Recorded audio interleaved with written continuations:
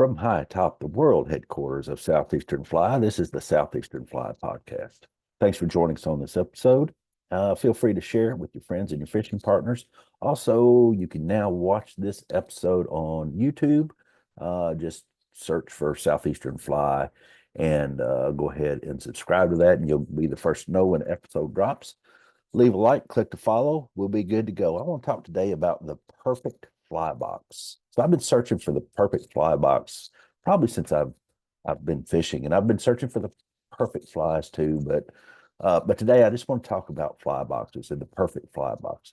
I've been searching for years for this perfect fly box. I've accumulated a lot of fly boxes over those years. Some I've thrown away. I've given away some. I lost some in the truck. I've lost some in the boat. There's several in the garage I've lost and found this winter whenever I finally cleaned out the garage. And I probably misplaced more than I care to remember. I did like finding a box of tiny dry flies earlier this year and they've not been touched for probably 10 years. I looked for that box everywhere, several different times, trying to remember where the heck did I put that box. And I found it in the boat. It was actually in the rower's bench, and I had changed boats two times since I used these. So it's probably been more than 10 years. But anyway, those flies took me back to a summer when me and Brent we would get on the river. I don't know, maybe about 2 or 3 o'clock in the afternoon. We'd fish our way, but downstream. But basically, we'd row downstream, not as fast as we could, but we didn't let any grass grow under our feet, if you know what I mean. We would wait for that sun. We get in a spot, and then we would wait for the sun to go just down toward the tops of the trees. And when it got to the very tip and started just going down there, all these rainbows would come out, and they were big ones. They were 20, several 20-inch plus rainbows, and they're eating these tiny little midges, and even some mayflies. We found some mayflies down there. We just had a really great summer, and man, we fished, and I had a box of those tiny dries, and over the winter, I guess I stuck them in the rower's bench and forgot about them. But yeah, that box was gone forever, and I looked in there. I've had some tools and all kinds of stuff in there, but yeah, I finally found them. But anyway, oh, fly box. So anyway, I bought those. I bought fly boxes in fly shops. I found them in convenience stores near the river. I bought them online. Generally, I think I've spent money on fly boxes just about everywhere they're available. And there are all kinds of fly boxes out there too. They have boxes for like streamers and hoppers, other terrestrials, nymphs, dries, midges, all that stuff. They're made of metal, plastic, leather, who knows what else. I've always wanted a leather fly box. I guess you would call, I don't know if you call it a fly box or not. A case maybe, I don't know. But I've always wanted one of those. I've never gotten one. One with like wool on the inside where you stick the flies. Anyway, the inserts, speaking of inside, the inserts are made of like soft foam and gel and wool and other sustainable, what you call it, materials that sometimes hold the flies and sometimes they don't. Sometimes you can take them out of your vest or out of the boat bag or whatever, and they're just all falling out in there. So you gotta hunt for what's the best box and with the best inserts to hold the flies the best. And they wear out over time. So now you're looking at them online versus in the store. And I used to say, well, I got to put my hands on the box before I bought it. Prior to me, laying down those sawbucks, it's like a no-brainer. But now I thought, well, I've had pretty good luck online too. Every couple of years, somebody designs a new way to hold all the different flies, and I get suckered in easily. And I lay down the sawbucks at the start of the year, only to toss that box aside at the end of the season.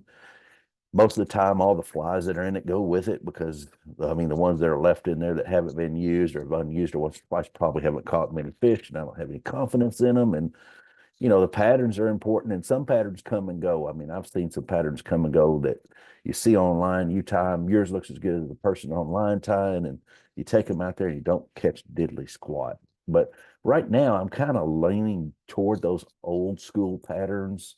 But in the corners of the boxes, I have some new stuff too. And I'm just seeing, is that pattern worthy of staying in the box? But let me ask you this. So I was thinking the other day, what would happen if we had to take all the flies out of the fly boxes when we get home? from the water. So you come in the evening, you're hot or cold or tired and hungry, and you have to take all the flies out and you have to lay them on the table, let them dry out and all that. And then right before the next trip, say the morning you get up to the next trip, you have to restock those fly boxes. So maybe you might start picking through them a little more and whittling down a few less to a few less patterns. Uh, and then you might add new ones into the pile or into the box. Then the morning of the trip, you got them all restocked. Uh, and let's say it just takes about an hour. So if you had to do that, there might be a chance where we'd be a little more focused on the flies that we're fishing if we did it this way.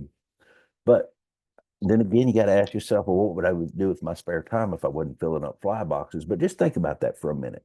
I'm going to stop right there just a second and say, I've got all these flies laid out on my tying desk that I've spent all this time putting together and tying and gathering up the materials and all that stuff. And then it's the morning of, and you got your fly box there, and you got to put in to your fly box or fly boxes all your flies. I think you would do that 2 or 3 or 4 times, and then you would start whittling down those fly boxes that we carry.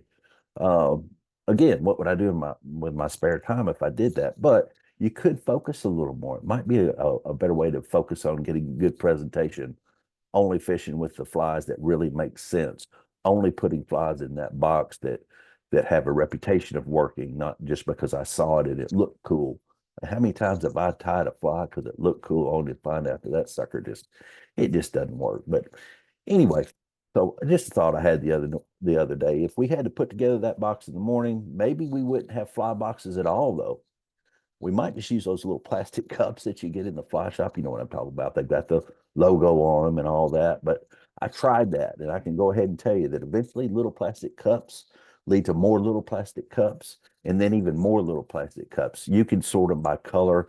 A guy gave me some some um, some plastic cups that used to hold electrical tape. I got a whole bunch of those. They're sitting right over here, and what I found out is those things are really cool, but when you need that one little special fly that works in one special place, and you have to produce, you can't find that cup with that special fly. It's nowhere to be found until maybe you don't need it anymore. So you can't find it. So what the heck, I'm gonna throw my usual on there or whatever.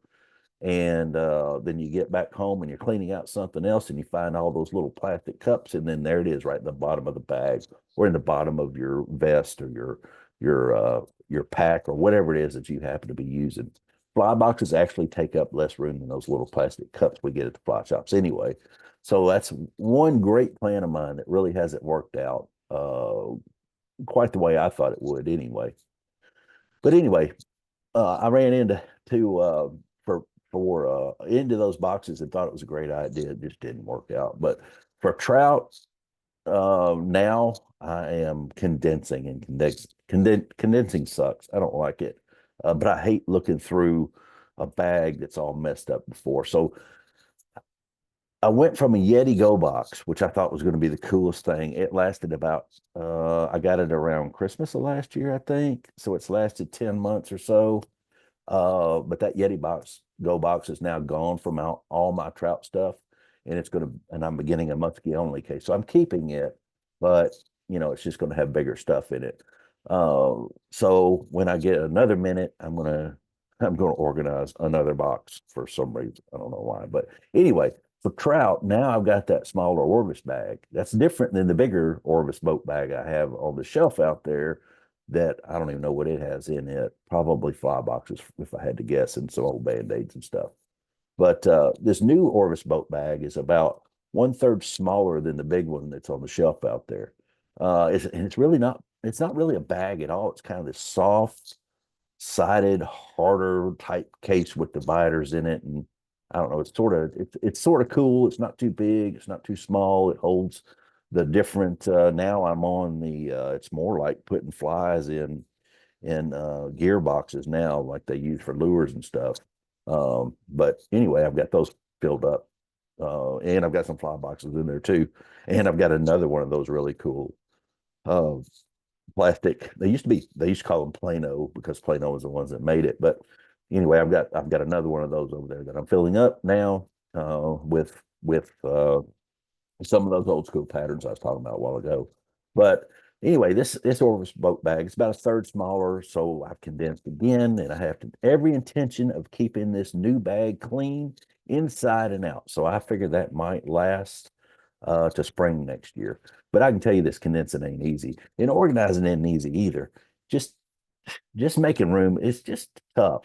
So as I was cleaning out that go box, that old stuff, it just became a chore. So I was tossing out empty bags that one time had flies in them, and cracked containers, and old chapstick, and rusted hooks that used to be my favorite fly, and Kleenex, and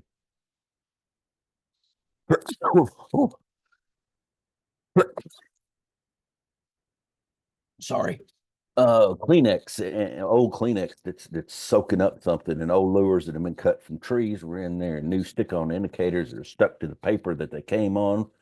They're supposed to come loose, but they don't. I don't know what I'm keeping those for. Lost nippers, I found some of those, some rusted nippers that aren't any good anymore. Empty floating containers, for floating your flies, and fly line cleaner bottles that spilled about half of it out, and that's probably what causes all the rust on my favorite flies. Loose split shot in all different sizes rolling around down there in the bottom. 3 ballpoint pens, I found those. I don't know what the heck those are doing in there. I did find a some markers that I've been marking up the bottom of some of my foam flies and some of the foam streamers. I did that for a while too. Those are gone. Those are all, or well, pretty much dried up. Maybe not all dried up. Those are the easy things to throw away. They're almost the no-brainers of throwing away. But then there's that other stuff that's in there, the stuff that's not so easy. And you got to decide, does that stay or does it go? That sounds like a song. Should I stay or should I go? Okay, that's totally 80s. But anyway, you have to decide what stays and goes. Like there's two pair of unrusted nippers, so everybody needs a backup to the backup, I guess. And I don't even use nippers. Uh, like quarter full floatant bottles, more backups to the backups to the other backups. I mean, you never know when you might want to get a super high floating fly, dress that fly line where it sinks, after everybody gets an amazingly long drift that nobody else can get, or just need to lubricate a squeaky oar lock, which you hear those boats coming down the river from a mile away, and they drive me crazy whenever an oar is squeaking, or actually it's usually the oar lock squeaking in a boat. But there's loose flies that people hang in the parking lot at the ramp, and business cards from guides and customers and future customers, and old pill bottles. They've got even more flies in there, so I'm condensing those down. That other pair of extra hemostats that have some good scissors on the front of them, not the back. I found a half dozen peanut envy flies that a friend of mine tied, some old clousers, a dozen or so various nymphs that are just rolling around, whole bunch of different colored midges, that tray that comes in the go box, that thing's just littered in the bottom of them. I finally just took a magnet and sorted through them that way. So lots of sorting going on, I guess I should say, and it takes a while. I remember things I need to do, like collect all those flies in the bottom of the boat. I got to do that because there's all kinds of those. Most of them have rusted hooks where there's been water in the bottom of the boat and now it's dried out, and I don't know. And then it reminds me, now I got to clean the boat out so I can take the hose and wash it all out in all the nooks and crannies. You know what I'm going to find in there? More flies, I'm sure. And then the other day, I ordered some more flies from my tires so that they could get started on next year. And I'll also work on some new patterns. And that right there is where we started. We're right back there. We're back to needing more fly boxes for more flies. You just listen to the perfect fly box on Southeastern Fly. See you next time.